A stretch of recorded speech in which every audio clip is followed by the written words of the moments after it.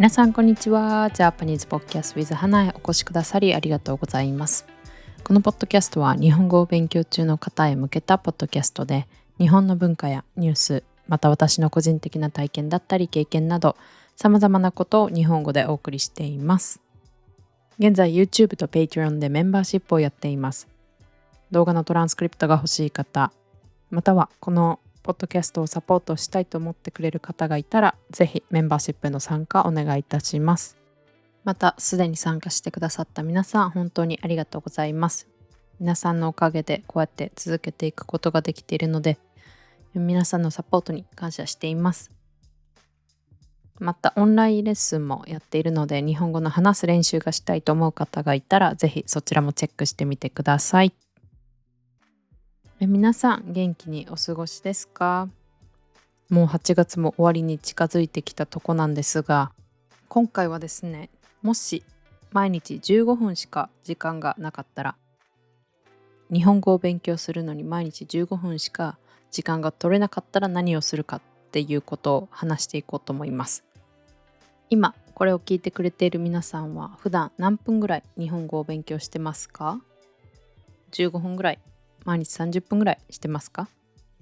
平日はあまり勉強できないけど、週末はたくさんするよっていう方もいるかもしれないですね。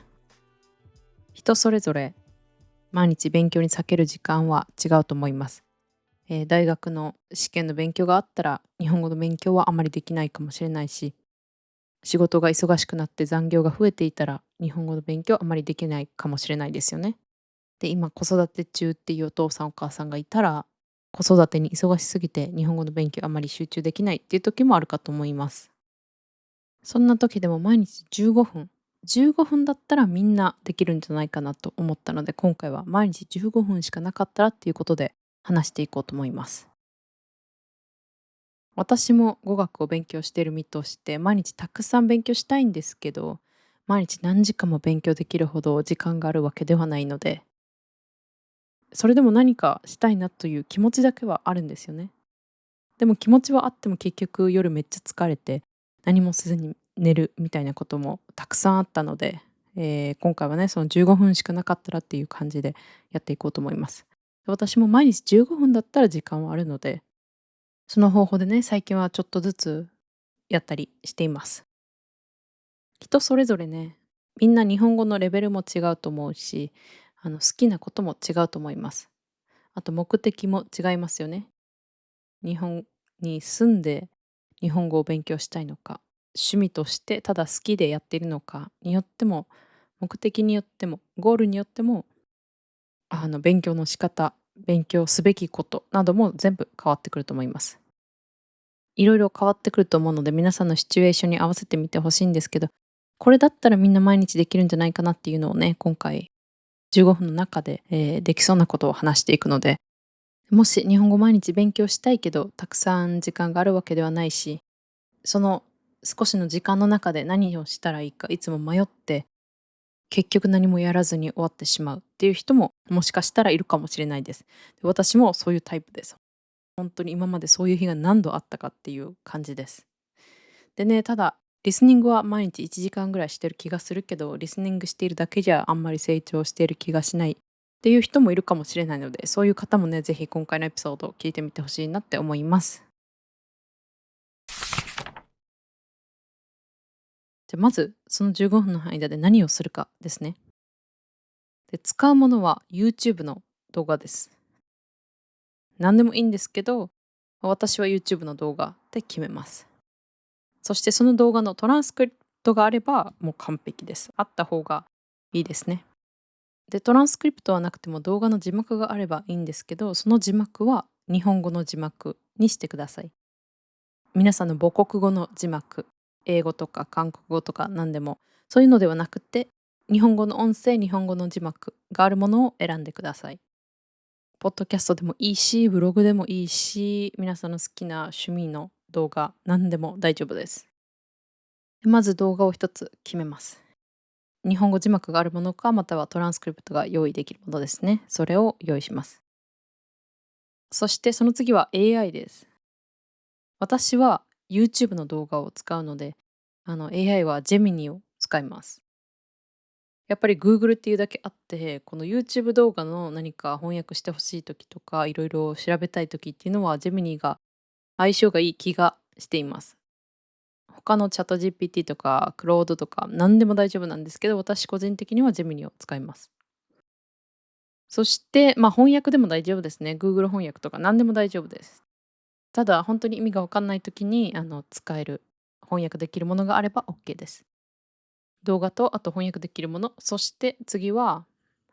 暗記とかフラッシュカード、または書き留めておく用のノートとかメモとか、それも何でも大丈夫です。皆さんの好きなものを一つ用意します。なので合計3つですね。見るって決めた動画。そして意味がわかんない時に使う、AI とか翻訳機。で、あとはメモをするフラッシュカードとかノートとかです。この3つを用意します。で、私はトランスクリプトがある、または字幕がある YouTube の動画、そしてジェミニーを使って、あとは暗記を使います。フラッシュカードの暗記を使います。すっごくシンプルなものなので、使いやすいと思います。そして、毎日復習をして覚えていったら、人間の頭の忘却曲線っていう忘れやすいタイミングでもう一度復習してくださいって感じで、単語をね、出してくれるので、自分で、この単語は明日復習して、この単語は1週間後に復習してとか考えたり決めなくていいので、すごく役に立つなと思います。でも暗記じゃなくてもその他いろんなフラッシュカードがあるだろうし、紙でね、ペンを使って書きたいという人は自分のノートでも大丈夫です。で、なんか Excel のシートとかメモに単語リストがあるみたいな人はそれでも何でも大丈夫です。皆さんの好きなやつを選んでください。でですね、1日に15分しかないですよね。見てる動画の内容がわかんない時って15分なんて一瞬だと思います。1分分の動画理解してないのにもう15分経ったっていうこともあると思います。なのでそんな短い中でまず何をするかなんですけど、3つのパートに分けます。私はこの15分を5分、5分、5分で3つのパートに分けます。で、まず最初の5分間ですね。最初の5分間でその見るって決めた動画のリスニングをします。見るって決めた動画、ほとんど内容がわかるっていう方は5分間ずっと見続けてもいいし、まだあんまり内容がわかんないっていう人は、最初の1分だけを繰り返し見るっていうのでも大丈夫です。とにかく5分間リスニングをします。で、この5分間はただただリスニングをするんじゃなくて、その5分間シャドーイングをしながらリスニングをします。シャドーイング、皆さん聞いたことがあると思うんですけど、シャドーイングっていうのは聞いた音声をそのまま口に出します。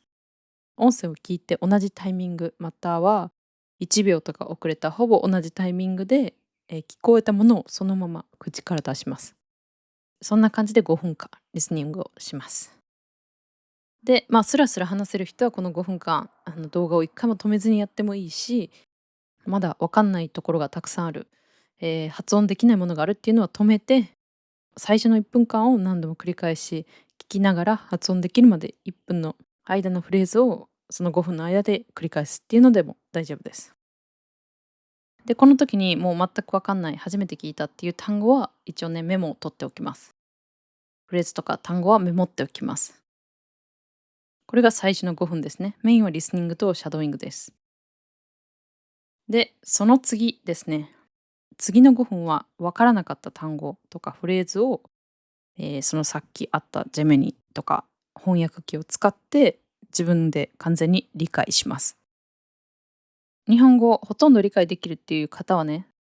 動画を5分聞いただけじゃ、そのわからない単語に出会うことがないかもしれないです。もしかしたら全てもう一言一句全て理解できるかもしれないです。その方は、10分間ね、リスニングをして、10分間シャドーイングをしてでも大丈夫です。で、その10分の間にわからない単語1個でも2個でもあったら、それをメモってフラッシュカードに入れて、で、意味を調べてっていうのをやります。で、初級、中級でわからない単語たくさんあるよっていう方はね、一言一句全部理解する必要はないですけど、その5分の間に何度か出てきた単語とか、自分で何個か1日10個って決めたら10個だけでいいので、それをピックアップして、意味とか調べて単語帳に書いておきます。で、暗記に入力する場合、単語帳とかフラッシュカードにその単語を入れる場合は、単語だけを書くのではなくて、その動画で話していたその文章をそのままフラッシュカードに入れることをお勧めします。または単語だけ、例えば食べるだったら to eat ですね。英語だと to eat なので、食べる to eat って書いてもいいんですけど、もう一個フラッシュカードを別に用意して、朝に卵を一つ食べるみたいな感じでこう文章にして、フラッシュカードをもう一枚作ってほしいです。なので絶対単語だけにするのではなくて、文章もセットでね、単語カード、フラッシュカードに入れてみてほしいです。で、私が翻訳よりもそのジェミニーとか AI をおすすめする理由なんですけど、その皆さんがわからない単語が動画にあったとしますよね。で、それの意味をいちいち毎回毎回全部調べてってやってたらめちゃめちゃめんどくさいし、あと5分しかない場合ですね。1日にたくさん時間が取れない場合は、その一言一句全部調べるっていうのがめちゃくちゃ時間がかかると思います。だけど AI とか、ジェミニ、チャット GPT なんでも AI があればその YouTube のリンクを貼り付けて動画の初めの0秒から1分までトランスクリプト書いてとか、ここの文章意味がわからないから、英語に訳してとか英語で文法とか単語を説明して、そして例文書いてみたいな感じで言うと全部やってくれます。100% 正しい保証は確かにないです。だけど 80%、90% は意味も合ってる、使い方も合ってる文章が出てきて、翻訳とかもね、正しいと思います。なので、時間がない時こそ AI に頼って、皆さんがやらなくていい、または省ける部分は省いて、パッて一瞬で翻訳してもらって、で、それをフラッシュカードに入れておくっていうのがおすすめです。で、フラッシュカード作ってわからなかったところを調べるっていうので5分ですね。で、ここまでで10分経過しました。で、わからない単語多すぎるっていう人はね、1日何個までってこう制限をかけてもいいと思います。完璧主義の人、たくさんやりたいって思う人もいると思ってて、で、そういう人はね、もうわからないやつ一言一句全部調べて全部覚えるっていうそのやる気がある人もいると思って、で、それは本当に素晴らしいと思います。だけどやっぱり時間がない時って、やりすぎて、じゃあもうあと1週間は何もやらないみたいな風になってしまうこともあるかと思うので、1日の最低ライン、1日新しい単語5個は覚える。5個は新しい単語をフラッシュカードに入れて、で、それを復習するっていう風に自分の中で最低ラインのルールを決めて、それだけやるっていうので十分だと思います。毎日30分ある方は、もちろんもっともっとたくさんやってもいいんですけど、15分っていう限られた時間の中でやるとしたら、1日新しい単語は5個、もっとできる人は10個みたいな感じでやるといいんじゃないかなって思います。で、そしたら最後の5分ですね。最後の5分は復習です。今日、リスニングしたもの、新しく覚えた単語、これを復習します。で、さっきフラッシュカードに書いた単語が少ない場合は、それをもう一度見直して自分で声に出して発音してみたりしてもいいし、もう一度リスニングしたい方はもう一度、まず単語の意味をパーって確認して、その後にもう一度5分間リスニングする。そしてシャドーイングをもう一度する。っていうのがいいと思います。で、ここでですね、復習もそうなんですけど、もう少し時間がある、エネルギーがあるっていう方は、今日覚えた単語、それを使って自分で文章を作ってみてほしいです。例えばですね、今日旅行っていう単語を新しく勉強したとしますよね。で、ポッドキャストの中では、今日はスペインに旅行に行った時の話をしますっていう内容だったとしますよね。で、旅行って何かなって調べて、旅行は trip とか travel っていう意味なんだなっていうのを理解したとします。じゃあ、皆さんの中で自分で旅行っていう単語を使って文章を作ってみてほしいです。で、これは自分で書ける人は書いてもいいですし、頭の中で考えて口に出すだけでも大丈夫です。これを最後の5分間でやってみてほしいです。例えば、日本に旅行に行ったことがある方だったら、私は去年日本に旅行に行きました。北海道と仙台と東京に行きました。みたいな感じで、自分の旅行の思い出を日本語でね、一文文章を考えてみてほしいです。または次、来年に旅行の予定があるってなったら、私は来年カナダに旅行に行く予定です。みたいな感じで、自分で今日習った単語、旅行っていう単語を使って文章を書いてみてほしいです。で、最初簡単な単語を習っている初級、中級の間だったらね、自分の生活に合わせて文章を考えることができると思うんですけど、なんかすっごい難しい経済の単語を学んだとか、政治の単語を学んだってなったら難しいし、すぐ例文を考えることができない場合もあると思います。または最近日本語を勉強し始めたばかりで例文なんて全く考えられないっていう方もね、いるかと思います。で、その場合は AI ですね。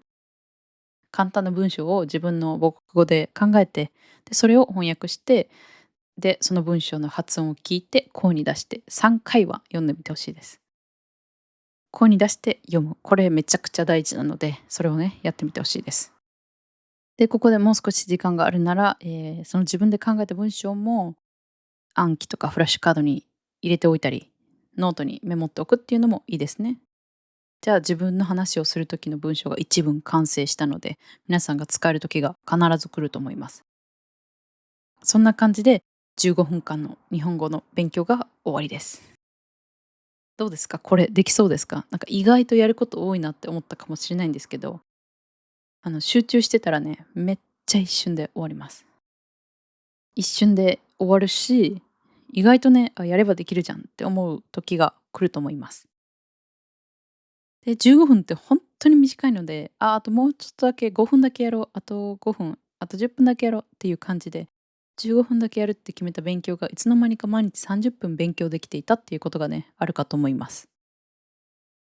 で、1日15分しか勉強ができない場合、1日15分の勉強で1年後、日本語が流暢にペラペラに話せているのかっていうのはね、本当に皆さんの元から持ってる知識とか、皆さんがどれだけその他の時間をリスニングに避けているかとか、その他ね、いろんな日本語のコンテンツを見る時間があるのかによるかと思いますが、考えてみてください。毎日15分必ず日本語を勉強したってなったら、1年後の成長はすごいと思います。皆さんもね、確実に日本語の理解できる能力が上がっていると思うので、毎日15分しかないっていう方はね、こんな感じで勉強してみるのどうですかっていう提案です。で、毎日、20分とか30分ぐらい時間ができるっていう方は、最初のリスニングの時間をもう少し長めにして、最初10分間リスニングをする。で、そこでわからない単語を書き留める、調べるっ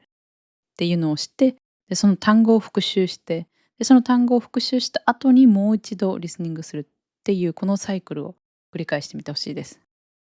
で、最後に、わからなかった単語を使って自分で文章を作ってみる。で、それを声に出して読んでみる。または書く練習がしたい人は、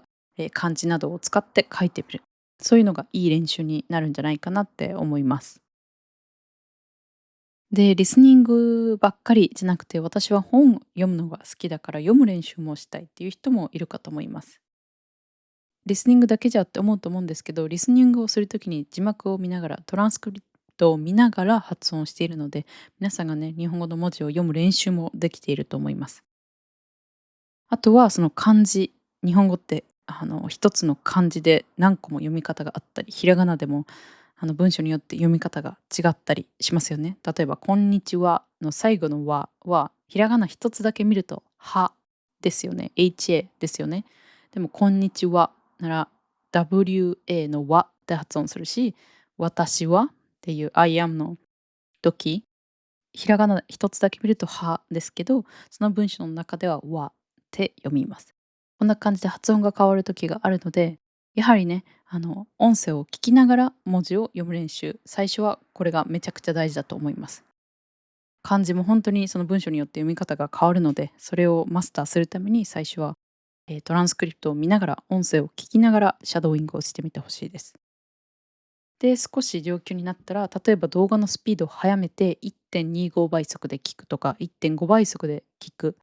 そしてその1.5倍速で自分同じように発音できるのか試してみるとかね。自分のレベルに合わせて動画のスピードを変えてみるっていうのも一ついい練習だなって思います。例えば私も英語を勉強していた時ですね、初めは1.5倍速とかで聞くんですよ。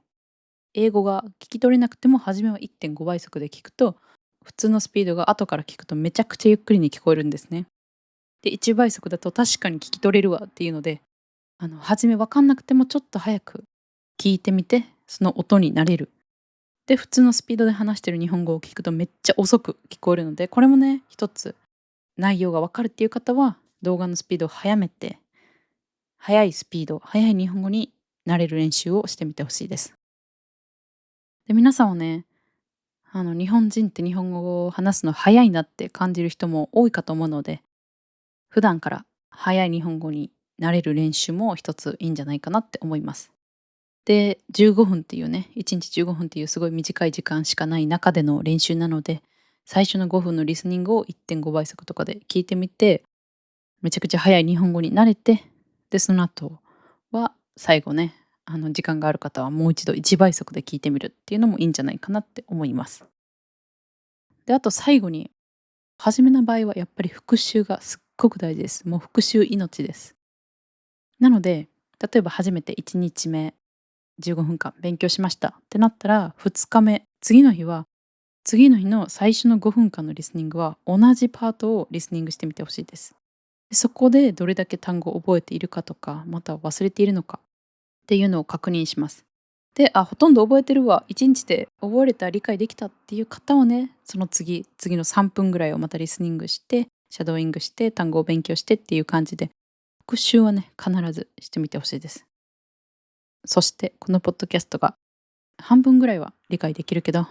まだまだわからないところもたくさんあるっていう方はね、1週間は同じ動画を見続けてみてほしいです。毎回同じパートだけを見ていると飽きるかもしれないんですけど、1週間同じ動画を見て、1本の動画を完璧にするぐらいまでしてみてほしいです。そうすると、10本の動画を1回ずつ見るより、1本の動画を10回ずつ見た方が、日本語の成長は確実に早いと思います。なので、特に最初の段階、日本語を学び始めた最初の時は、同じ教材を使って、何度も何度も復習するっていうのを頑張ってみてほしいです。しんどいとか、もうめんどくさいって思う日もたくさんあると思うんですけど、15分でいいので、これを続けてみてほしいです。で、最近はショート動画たくさんありますよね。長いポッドキャストではなくて、ショート動画もたくさんあると思うので、1、2分ぐらいのショート動画を一つ決めて、それをマスターするっていうのでも全然いいと思います。で、この1日の15分、勉強する15分で、例えば、ポッドキャストのね、勉強をしたとしますよね。このエピソードの勉強をしたとします。じゃあ皆さんが他の空いている時間、家事をしてる時とか、通勤通学とか、ちょっと寝る前、時間があるっていう方は、リスニングだけ、耳が空いてる時はリスニングをして、その他の時間も有効に使えるようにね、ぜひ頑張ってみてほしいです。で、毎日15分、15分すらないっていう方もいるかと思うんですけど、毎日15分は必ず勉強するっていう時間をとって、これからもね、日本語の勉強を一緒に頑張ってみてもらえたらなって思います。で、今、最近仕事も残業がたくさんあるわけではないし、学校でもテストの期間ではないから時間がいっぱいあるから毎日1時間は勉強できるよっていう方もいると思います。でもそういう方もやっぱりたまにはね、勉強できない日もあるかもしれないです。もしかしたら体調崩すかもしれないし、急に何かの用事で勉強できない日が続くかもしれないです。なので、頑張ることはすっごく大事だけど、無理をしないっていうのも大事だと思います。だからこそ絶対にできるっていうその短めの制限、15分ぐらいを決めて、それだけはやるっていうのをしていくと、毎日やってるっていう自信にもつながるし、習慣もできてくると思うので、最初の設定は低めにして、それを続けてみるのがいいんじゃないかなって思います。ではちょっといろいろ話して、話がごちゃごちゃしたりわからなくなってしまったっていう部分もあるかと思うので、もう一回ですね。まず1日15分しか日本語を勉強する時間がなかったとしたら、最初の5分でシャドーイングをしながらリスニングをします。そしてわからない単語とかフレーズがあればそれをメモっておきます。で、次の5分でわからない単語とかメモっておいたものを調べて、そしてフラッシュカードに入れたりノートに書いておきます。で、最後の5分でそれを1回復習して、もう一度リスニングをします。こんな感じでやってみてほしいです。で、追加であと5分10分時間があるっていう方は自分で文章を作ってみて、でそれもフラッシュカードに入れてもう一度復習する。でもっともっと時間があるっていう方は最初のリスニングをする部分を5分ではなく10分15分に増やして、そうするとわからない単語ももっと出てくるかと思うので、もっと勉強する単語が増えたり、その単語を使って自分の文章を作ってみる。自分の文章がたくさん出てくる、できると思うので、それでね、日本語の勉強頑張ってみてほしいです。ってことで今回はここまでにしようと思います。皆さん今回も最後まで聞いてくださりありがとうございました。もし皆さんの中で私が本当に時間がない時はこうやって勉強してるっていう方法とか Tips とかあれば、ぜひコメント欄に書いてみてほしいです。そうすることで他の方の役に立つと思うので、いい勉強方法とかあれば皆さんでね、お互いシェアし合って見てもらえたらなって思います。ではここまでです。今回も最後まで聞いてくださりありがとうございました。皆さん今日も良い一日をお過ごしください。それでは。